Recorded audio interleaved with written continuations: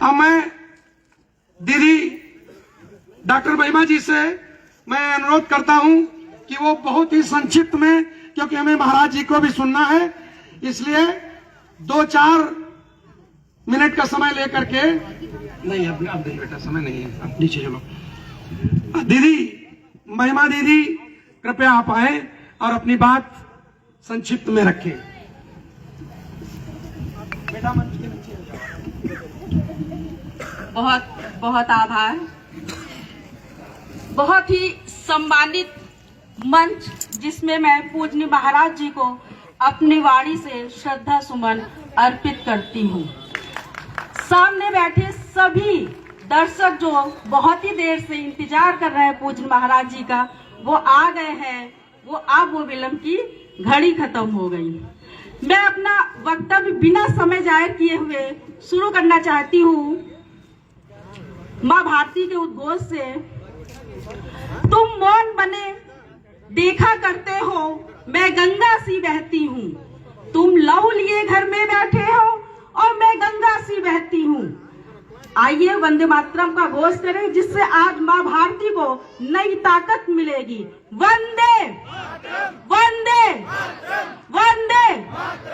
आज बहुत ही पावन मंच से मुझे जो अवसर प्राप्त हुआ है, हमारे बीच में जितनी भी हमारी नारी शक्ति है, उनके बीच में शौर्य को जगाने का मौका मिला है। हमारी नारी शक्ति में किसी भी तरह की कोई भी शौर्य की कमी नहीं है, लेकिन समय समय पर उनका जागृत करने का सभी को मौका मिलना चाहिए। आज वो मुझे अवसर प्राप्त है।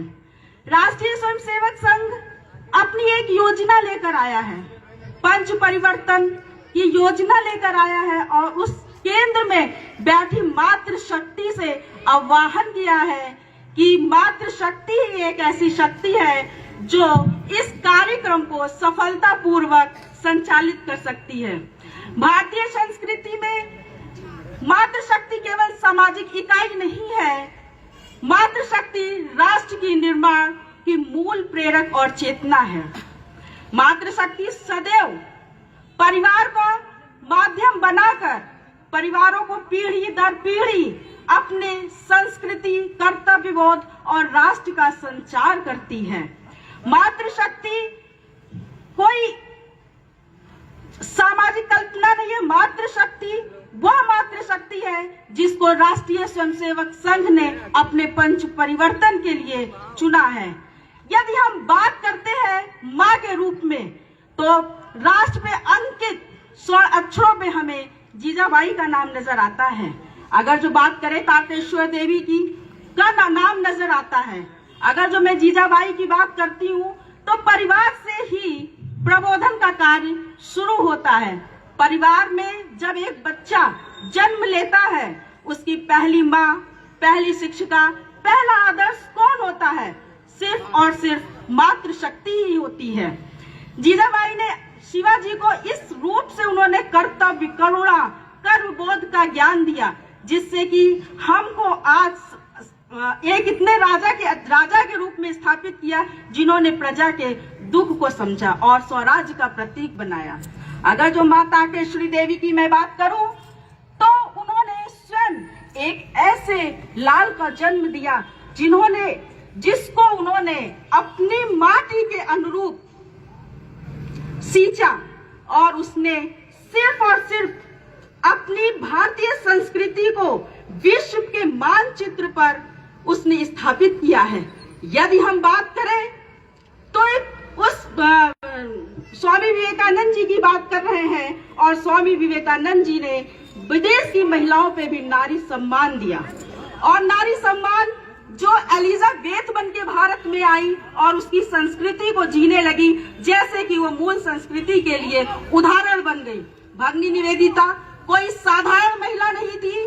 वह आप जिस तिरंगे पे मर मिटते हैं, उसको बनाने का आरंभिक रूप अगर जो किसी ने किया है, तो भगिनी निवेदिता कहते हैं, ने किया है। अब अगर जो बात पुत्र की हो रही थी, अगर जो बात मैं पुत्री की करूं, तो एक ऐसी माँ का नाम सामने आता है जिन्होंने भवानी बाई, जिन्होंने बालिका कणिका का संस्कार विकसित किए। उन्होंने जो इतिहास में चमकती हुई तलवार के रूप में समाज में अंकित है। आज आवश्यकता क्या है? आज आवश्यकता हम लोगों के बीच में किस चीज की है? राष्ट्रीय स्वयंसेवक उसी चीज को लेकर आपके समक्ष उतर के आया है। पंच परिवर्तन को लेकर आया है। पंच परिवर्तन में 2 सेकंड में मैं आपको बताना चाहती हूँ कि पंच परिवर्तन में अगर जो कुटुंब प्रबोधन को लेकर आया है तो क्यों लेकर आया है? कुटुंब प्रबोधन कोई कार्यक्रम नहीं है, कुटुंब प्रबोधन कोई उपदेश नहीं है। कुटुंब प्रबोधन सिर्फ और सिर्फ हमारे और आपके बीच में जो समाज में इतनी चुनौतियां आ रही है उसके लिए है। समाज में आज सबसे बड़ी चुनौती क्या है? समाज में आज सबसे बड़ी चुनौती है एकल परिवार की। समाज में सबसे बड़ी चुनौती क्या है? मोबाइल की। परिवार में हर एक कमरे में सब अपने अपने कमरे में बैठे हैं और स्क्रीन में अपना समय दिए हैं। याद कीजिए पूर्व में कि जब हम चूल्हे में, एक ही चूल्हे में खाना बनता था और राष्ट्र की चर्चा वहां पर होती थी। राष्ट्र की चर्चा वहां पर होती थी। कोई बालक जो इतिहास में नाम रचता है वो कहीं संसद में नहीं बनता है, वो माँ की गोद में बनता है और माँ की ही गोद से वो संस्कार को लेता है और माँ से ही वो सीखता है। इसलिए माँ एक पहली ऐसी स्थिति है जो उसकी पहली शिक्षिका होती है, पहला आदर्श होता है और पहला आचरण होता है। राष्ट्रीय स्वयंसेवक संघ पंच परिवर्तन की विचार एक आचरण तक लेके जाना है उसको। ये विचार की यात्रा और आचरण तक आत्मसात करेगा तो कौन करेगा इस बात को? ये आत्मसात अगर जो हम सब परिवार की बहनें और भाई जब भी इस परिवार को आत्मसात करेंगे तो निश्चित रूप से सफलता मिलेगी। और जब मात्र कोई शक्ति, चाहे वह जन्म देने का परिवार हो या जन्म लेने के परिवार से जुड़ी हो, हर परिस्थिति में वह सिर्फ और सिर्फ अपने आप को संस्कारों और चरित्र के निर्माण के लिए सुदृढ़ और मुझ में खड़ी रहती है। यदि हम बात करें कि माँ की, माँ अगर जो जागृत एक परिवार की अगर जो माँ जागृत हो जाती है तो परिवर्तन होता है और परिवर्तन निश्चित रूप से आंदोलन का रूप ले लेता है और यही आंदोलन राष्ट्र चरित्र का निर्माण करता है। इसलिए परिवार प्रबोधन का कार्यक्रम हम लोगों को इसलिए दिया गया है। परिवार प्रबोधन कार्यक्रम में हम सब बहनों का आह्वान करते हैं, आइए संकल्प ले, अपने परिवार में संवाद की कमी नहीं होने देंगे, अपने परिवार में आचरण की कमी नहीं होने देंगे, अपने परिवार के कर्तव्यों और उनके मूल कर्तव्यों को जोड़ेंगे और अपने आने वाली पीढ़ी को संस्कार और संस्कृति प्रदान करेंगे। ये हमारी माँओं पे बहुत बड़ी जिम्मेदारी है जिसको हमें हर हाल में निभाना है। समरसता का कार्यक्रम अगर जो लेकर परिवार प्रबोधन आया है तो परिवार प्रबोधन कोई उपदेश देने की नीति नहीं है।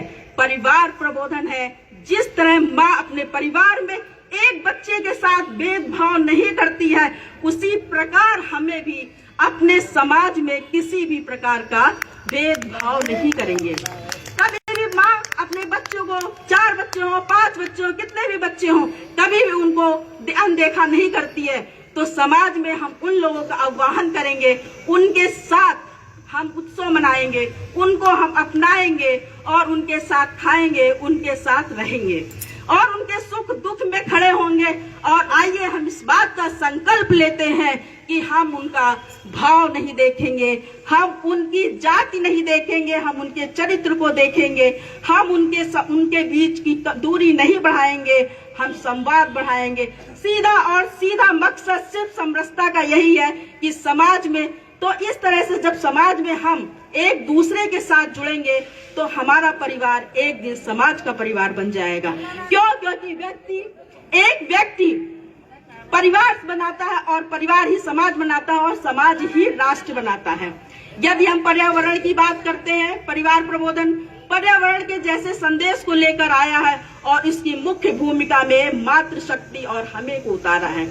यदि एक परिवार की महिला शिक्षित हो जाती है तो एक समाज शिक्षित हो जाता है और एक राष्ट्र शिक्षित हो जाता है। जिस परिवार की महिला जागृत है उसके बच्चे कभी दिशाहीन हो ही नहीं सकते हैं।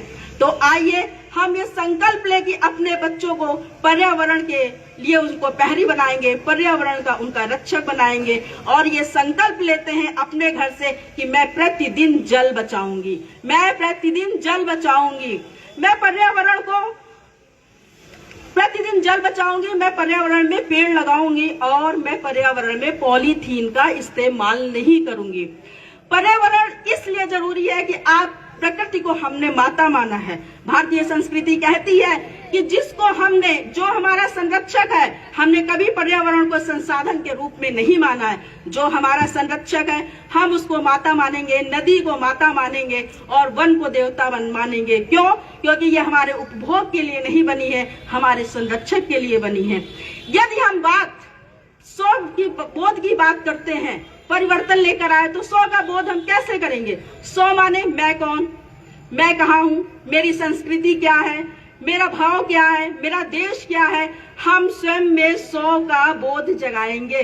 हम किसी को नकल कर कर हम अपनी पहचान को नहीं खोएंगे। मैं अपनी, आइए आज हम सब लोग गर्व करें, मैं अपनी संस्कृति पे गर्व करती हूँ, मैं अपने भाई पे गर्व करती हूँ, मैं अपने परिवार पे गर्व करती हूँ और मैं अपने भारत देश पे गर्व करती हूँ।